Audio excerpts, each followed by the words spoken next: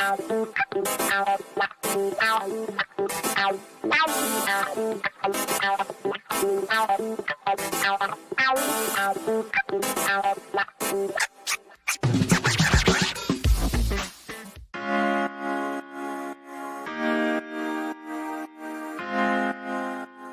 morning, Charlie Pierce.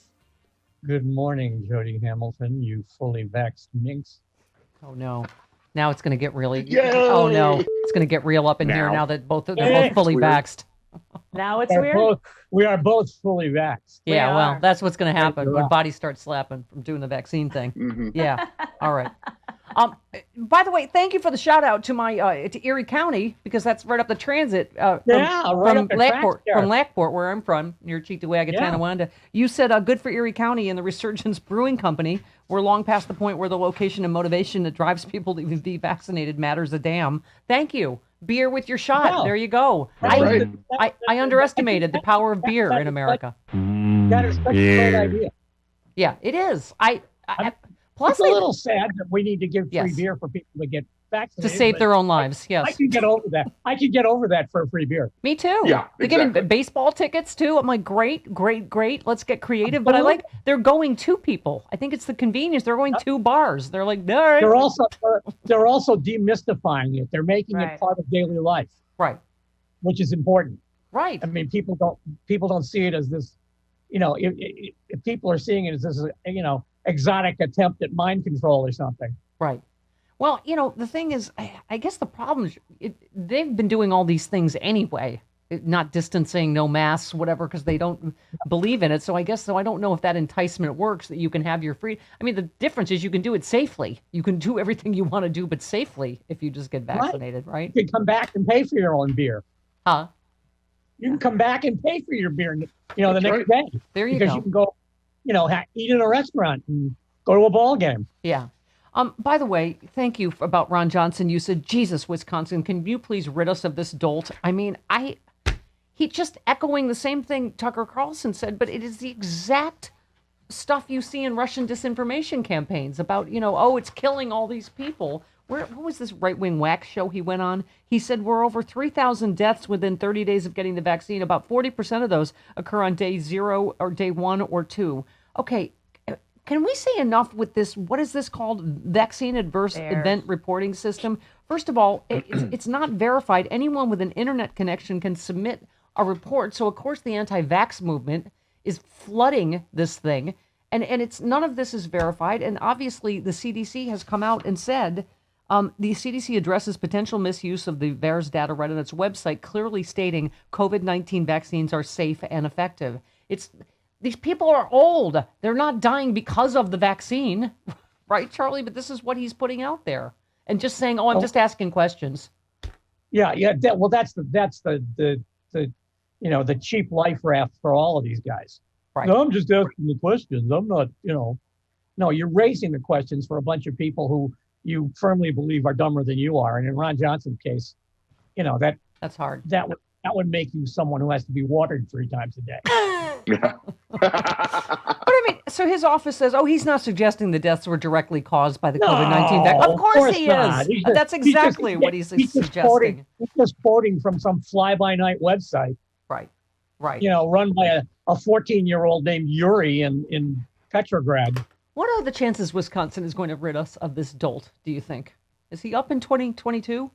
I don't know when he's up for re-election. I think it's 2024, but I'm not sure. Can't be soon enough. They just, you want my opinion? They should run Mandela Barnes, the lieutenant governor in Wisconsin, who's a real star. Right. You should get him on the show, actually. He's a former Milwaukee fireman. Right. So his Twitter handle is the other Mandela. So the party that is against cancel culture is canceling Liz Cheney this week. I love that. That line from McCarthy's letter about how we're the party of free speech and open minds. Sure, except for you, Liz. Sorry, Liz. I'm afraid that that they're going to get away with this. This isn't going to cost them anything. I keep hearing that it's going to cost them, suburban independent voters or whatever. I'm less sure about that. Yeah. Sorry. I think a lot of people, first of all, I don't know that many people understand what's going on with this. Yeah.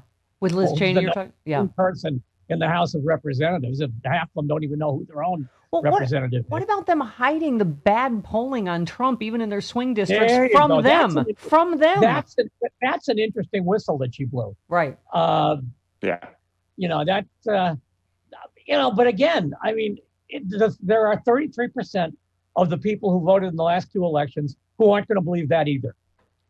Yeah. They're just gone. They're a block of people who are not on the same astral plane as the rest of us. Yeah. By the way, speaking of cancel culture, I love that you retweeted Bob Baffert blamed cancel culture after his horse Medina Spirit failed its post-race drug test. Yeah. And you said, okay, as alibi explanation, cancel culture just went sailing over the shark. Yeah. A junkie horse got canceled. Well, I mean, it's not just that, but his explanation for how the horse got the drugs is wonderful. Oh, yeah. Tell the story. A groom had been drinking cough medicine or been taking cough medicine right. and peed in the stall, and then the horse ate the hay. What? That's what he said. Yeah, that's the ticket. That's the ticket. Yeah. Got the drug. Ignore the fact that, he's been sanctioned 7 times. Or 8 times. His horses have tested 30 times, including like 7 times in this year for the same substance. I'm like, yeah, wow, that's a lot of cough medicine, canceled. A lot of hay. Your horse is not being canceled, Bob. Your horse can contribute to like Huffington Post anytime you want. I still can't get over that someone who was quote unquote asterisk president just tweeted about the horse being a junkie misspelled, but also as if it was the horse's, fault. Well, right. The horse was obviously junkie with a Y. Mm-hmm. Yeah. Okay. Charlie, I love how you call people out on history because you said, oh, look, on the TV, it's former Representative Barbara Comstock talking about Trumpian divisiveness, but not talking about her days as an anti-Clinton slime merchant. I mean, you always call them out, Charlie, and going, this did not happen overnight, and it did not. Rachel just did a whole piece on Lee Atwater yesterday. And, there he was sitting there with Manafort and Stone. They've always been the same dirtbags, right? I mean, they found an opportunity to make more money in the collapse of the Soviet Union, which they didn't anticipate, I'm sure, when they first got together. Yeah. Jane Mayer found Lee Atwater's unpublished memoir. And it's loaded with just terrific stuff. Yeah. I mean, it was all written before he had his come to Jesus moment, which occurred about 11 minutes before he actually went to Jesus. Yeah. Right? So. Yeah. By the way, so you retweeted a headline. It was Colorado's worst mass shooting since a gunman killed 10 people at a Boulder supermarket March 22nd, a sentence that actually appeared in an AP report on today's unfortunate exercise of Second Amendment freedoms. There's the Happy Mother's Day to all the NRA moms that you retweeted with all the women with guns. And you said, nice timing given the day's events. This is 6 people blown away at a birthday party on Mother's Day in Colorado. Innocent bystanders shot in Times Square. I mean, we didn't even have a second to go, oh, look, Times Square is filling up again. We're rounding the corner. Oh, bunch of people are shot now. 3 mass shootings last weekend. Yeah. Right. Fortunately, a couple of them just involve people getting wounded, but still. Yeah. I for one don't particularly want a gunshot. Yeah. I mean, I guess that's the problem with normal. Like, okay, yep, this is back to normal, sort of like, and here we go again. But what do you think happened at this Joe Manchin meeting? Jody and I have LBJ fantasies at this Biden Joe. I'm hoping it's a cross between Bugsy, scene from The Godfather, and an LBJ meeting with Joe Manchin. Has Joe been seen leaving the White House, or are they hiding the body? No, That's He's alive. He's alive. That went dark. That went dark real fast. I think he's being replaced by a more pliant Joe Manchin replicant. That'd be funny. I'm for that. Yes. Anyway, so but I mean, I'm just curious because we went through this last time. Remember, Joe Manchin's like, leave this gun safety to me. I got it. We can only get here's the centrist thing I can get done. And didn't get that done. Couldn't even get a teeny little. Like a rock. Yeah. Yeah. But I mean, that's why do you think there is possibly, I mean, given honestly the end of our democracy in sight, do you think we're going to find a way to get voting rights? I'm hearing sort of positive things about way they might be able to get voting rights done? What do you think? That one, I mean, I'm watching, like I said, I think I talked to you guys before I came on. I was watching the Rules Committee debate the For the People Act, the one that's in the Senate. And I lose hope with every Republican speaker. Yeah. Because they're just going to, I mean, at the very best, they're just going to drag their feet till the thing dies. Yeah. At the worst, they're going to get on TV and lie about it. The current argument is, well, you say that there isn't a lot of evidence for voter fraud. Well, how much evidence would be okay? How much fraud would be okay? That was Roy Blunt's opening statement today. I don't know what it's going to take to make people value the ballot. Well, Charlie, if we can't to the stop point where it becomes a priority to take care of it. If we can't stop all of these voter suppression bills, we can't get H.R. 1 done. We can't stop them from gerrymandering. I mean, our democracy's done. They're not. I mean, Republican legislatures are going to do the same thing everywhere as in Arizona, right? I mean, we have got to. This is like we're at the barricades, man. Before 2022, where it's done.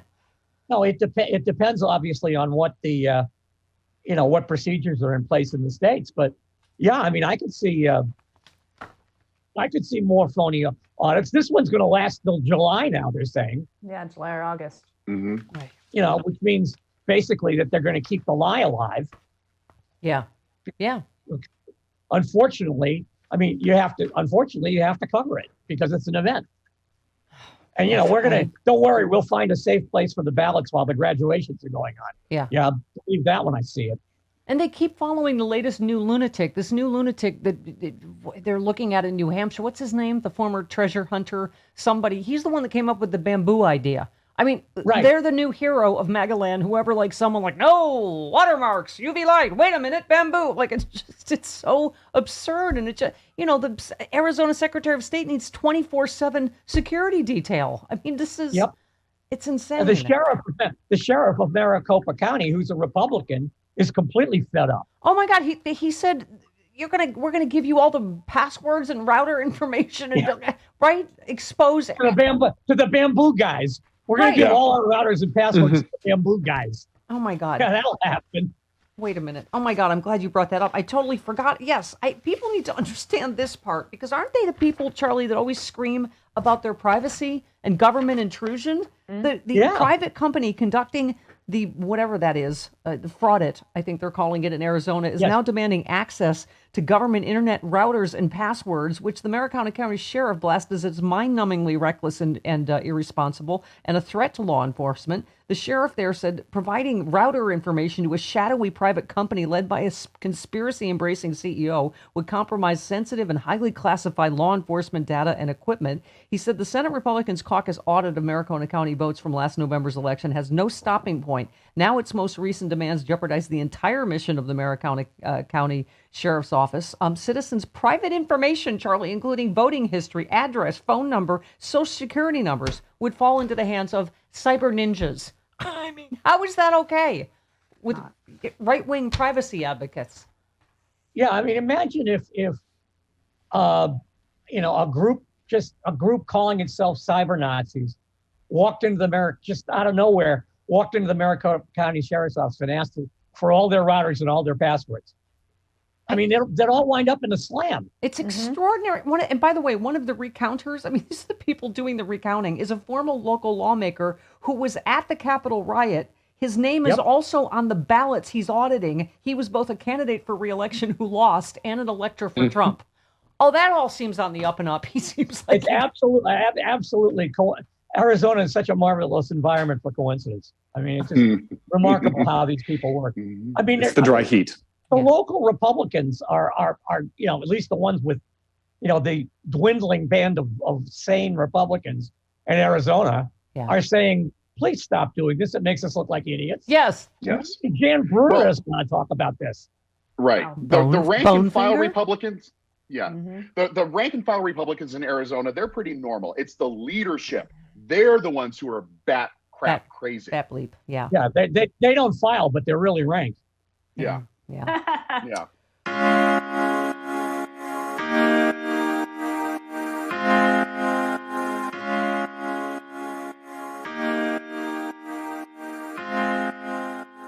If you have not heard of the Sexy Liberal Podcasting Network, your podcasting superstation, you suck.